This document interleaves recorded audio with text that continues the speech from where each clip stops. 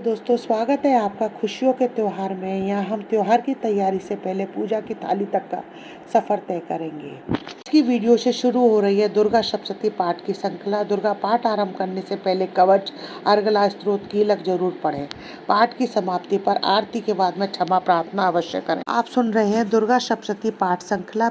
पिछली श्रृंखला में आपने दुर्गा सप्तशती का 11वां अध्याय सुना था। आइए सुनते आगे की श्रृंखला में 12वां और 13वां अध्याय है। दुर्गा सप्तशती द्वादशो अध्याय, देवी चरित्र के पाठ का महात्म्य। मैं 3 नेत्रों वाली दुर्गा देवी का ध्यान करता हूँ। उनके श्री अंगों की प्रभा बिजली के समान है। वे सिंह के कंधे पर बैठी हुई भयंकर प्रतीत होती हैं। हाथों में तलवार और ढाल लिए हुए अनेक कन्याएं उनकी सेवा में खड़ी हैं। वे अपने हाथों में चक्र, गदा, तलवार, ढाल, बाण, धनुष, पाश और तर्जनी मुद्रा धारण किए हुए हैं। उनका स्वरूप अग्नि में है तथा वे माथे पर चंद्रमा का मुकुट धारण करती हैं। देवी बोली, देवताओं, जो एकाग्रचित होकर प्रतिदिन इन स्तुतियों से मेरा स्तवन करेगा, उसकी सारी बाधा मैं निश्चय ही दूर कर दूंगी। जो मधुकैटभ का नाश, महिषासुर का वध तथा शुंभ निशुंभ के संहार के प्रसंग का पाठ करेंगे तथा अष्टमी, चतुर्दशी और नवमी को जो भी एकाग्रचित और भक्ति पूर्वक मेरे उत्तम महात्म्य का श्रवण करेंगे, उन्हें कोई पाप नहीं छू सकेगा।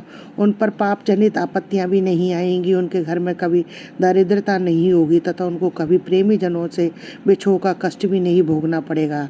इतना ही नहीं, उन्हें शत्रु से, लुटेरों से, राजा से, शस्त्र से, अग्नि से तथा जल की राशि से कभी भय नहीं होगा। इसलिए सबको एकाग्रचित होकर भक्ति पूर्वक मेरे इस महात्म्य को सदा पढ़ना और सुनना चाहिए। यह परम कल्याणकारक है। मेरा महात्म्य महामारी जनित समस्त उपद्रवों तथा आध्यात्मिक आदि तीनों प्रकार के उत्पातों को शांत करने वाला है। मेरे जिस मंदिर में प्रतिदिन विधि पूर्वक मेरे इस महात्म्य का पाठ किया जाता है, मैं उस स्थान को कभी नहीं छोड़ती। वहाँ सदा ही मेरा सन्निधान बना रहता है। बलिदान, पूजा, होम, महोत्सव के अवसरों पर मेरे इस चरित्र पर पूरा पाठ और श्रवण करना चाहिए। ऐसा करने पर मनुष्य विधि को जानकर या बिना जाने भी मेरे लिए जो बलि, पूजा, होम आदि करेगा, उसे मैं बड़ी प्रसन्नता के साथ ग्रहण करूंगी। शरत काल में वार्षिक महापूजा की जाती है। उस अवसर पर जो मेरे महात्म्य को भक्ति पूर्वक सुनेगा, वह मनुष्य मेरे प्रसाद से सब बाधाओं से मुक्त तथा धन, धान्य, पुत्र से संपन्न होगा। इसमें तनिक भी संदेह नहीं है। मेरे इस महात्म्य में मेरे प्रादुर्भाव की सुंदर कथाएं तथा युद्ध किए हुए मेरे पराक्रम सुनने से मनुष्य निर्भय हो जाता है। मेरे महात्म्य का श्रवण करने वाले पुरुषों के शत्रु नष्ट हो जाते हैं, उन्हें कल्याण की प्राप्ति होती है तथा उनके कुल आनंदित रहता है। सर्वत्र शांति, कर्म में बुरे स्वप्न दिखाई देने पर भी, ग्रह जनित भयंकर पीड़ा उपस्थित होने पर मेरा महात्म्य श्रवण करना चाहिए। इससे सब विघ्न तथा भयंकर ग्रह पीड़ाएं शांत हो जाती हैं और मनुष्यों के द्वारा देखा हुआ दुस्वप्न शत्रु शुभ स्वप्न में परिवर्तित हो जाता है। बाल ग्रहों से आक्रांत हुए बालकों के लिए यह महात्म्य शांति कारक है तथा मनुष्यों के संगठन में फूट होने पर भी यह अच्छी मित्रता कराने वाला होता है। यह महात्म्य समस्त दुराचारियों के लिए बल का नाश करने वाला है। इसके पाठ मात्र से राक्षसों, भूतों और पिशाचों का नाश हो जाता है। यह मेरा सब महात्म्य मेरे समीप्य की प्राप्ति कराने वाला है। पशु, पुष्प, अर्घ्य, धूप, दीप, गंध आदि उत्तम सामग्रियों के द्वारा पूजन करने, ब्राह्मणों को भोजन कराने से, होम करने से, प्रतिदिन अभिषेक करने से, नाना प्रकार के अन्य भोगों का अर्पण करने से, दान देने आदि से 1 वर्ष तक जो मेरी आराधना की जाती है, उससे मुझे जितनी प्रसन्नता होती है उतनी प्रसन्नता मेरे उत्तम चरित्र का 1 बार श्रवण करने मात्र से हो जाती है। यह महात्म्य श्रवण करने पर पापों को हर लेता है और आरोग्य प्रदान करता है। मेरे प्रादुर्भाव का कीर्तन समस्त भूतों से रक्षा करता है। मेरा युद्ध विषयक चरित्र दुष्ट दैत्यों का संहार करने वाला है। इसके श्रवण करने पर मनुष्यों को शत्रु का भय नहीं रहता। देवताओं, तुमने और ब्रह्म ऋषियों ने जो मेरी स्तुतियाँ की हैं तथा ब्रह्मा जी ने जो स्तुतियाँ की हैं, वे सभी कल्याणमयी बुद्धि प्रदान करती हैं। वन में, सूने मार्ग में अथवा दावानल से घिरा जाने पर, निर्जन स्थान में लुटेरों के दावा में पड़ जाने पर या फिर शत्रुओं से पकड़े जाने पर अथवा जंगल में सिंह, व्याघ्र, जंगली हाथियों के पीछा करने पर, कुपित राजा के आदेश से वध या बंधन के स्थान में ले जाए जाने पर अथवा महासागर में नाव में बैठने के बाद भारी तूफान में नाव के डगमग होने पर और अत्यंत भयंकर युद्ध में शस्त्रों का प्रहार होने पर अथवा वेदना से पीड़ित होने पर कि बहुना सभी भयानक बाधाओं के उपस्थित होने पर जो मेरे इस चरित्र का स्मरण करता है, वह मनुष्य संकट से मुक्त हो जाता है। मेरे प्रभाव से सिंह आदि हिंसक जंतु नष्ट हो जाते हैं। लुटेरे और शत्रु भी मेरे चरित्र का स्मरण करने वाले पुरुष से दूर हो भागते हैं। ऋषि कहते हैं, यूँ कहकर प्रचंड पराक्रम वाली भगवती चंडिका सब देवताओं के देखते देखते वही अंतर्ध्यान हो गई। फिर समस्त देवता भी शत्रुओं के मारे जाने से निर्भय हो पहले की भांति यज्ञ का उपभोग करते हुए अपने अपने अधिकार का पालन करने लगे। संसार का विध्वंस करने वाले महाभयंकर अतुल पराक्रमी देव शत्रु शुंभ तथा महाबली निशुंभ युद्ध में देवी के द्वारा मारे जाने पर शेष दैत्य पाताल लोक में चले गए।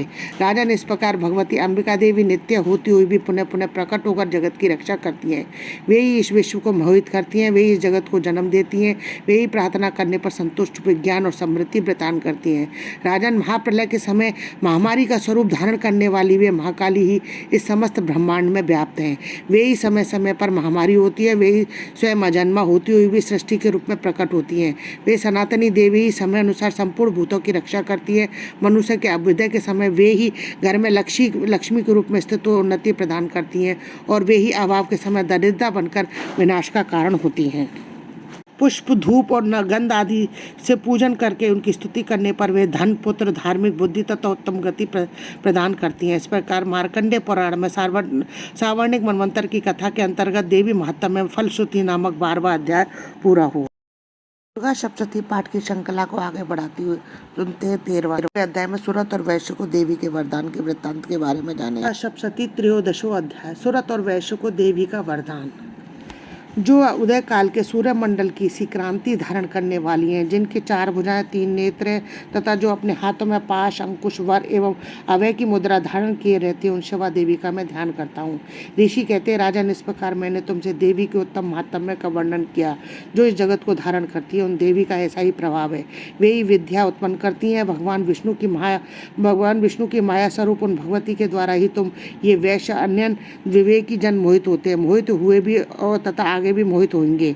महाराज, तुम उन्हीं परमेश्वरी की शरण में जाओ। आराधना करने पर वे ही मनुष्यों को भोग, स्वर्ग और मोक्ष प्रदान करती हैं। कंडे जी कहते हैं, कौष्टुक जी मेघा मुनि के ये वचन सुनकर राजा सूरत ने उत्तम व्रत का पालन करने वाले उन महाभाग महर्षि को प्रणाम किया। वे अत्यंत ममता राजापहरण से बहुत खिन्न हो चुके थे। महामुनि इसलिए विरक्त होकर वे राजा वैश्य तत्काल तपस्या को चले गए।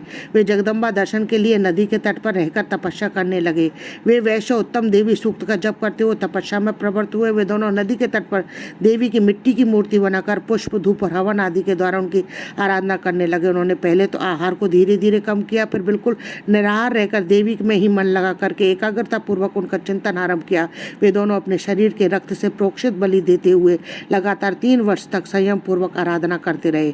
इस पर प्रसन्न होकर जगत को धारण करने वाली चंडिका ने प्रत्यक्ष दर्शन देकर कहा। देवी बोली, राजन तथा अपने कुल को आनंदित करने वाले वैश्य, तुम लोग जिस वस्तु की अभिलाषा रखते हुए मुझसे मांगो, मैं संतुष्ट हूँ, अतः तुम्हें सब कुछ दूंगी। मार्कंडेय जी कहते हैं, तब राजा ने दूसरे जन्म में नष्ट न होने वाला राज्य मांगा।